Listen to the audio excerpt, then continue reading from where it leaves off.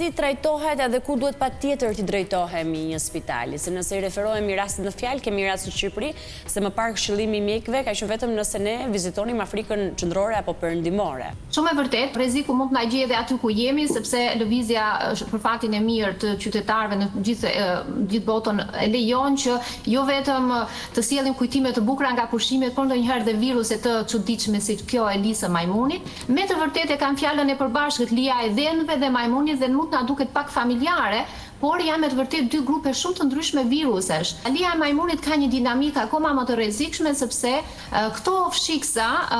që shfaqen në të gjithë trupin dhe fëmia duket që është goxha i sëmur, fillon e bëhet apatik, ka temperatura shumë të larta dhe mbi të gjitha nuk janë vetëm e kruajtje këto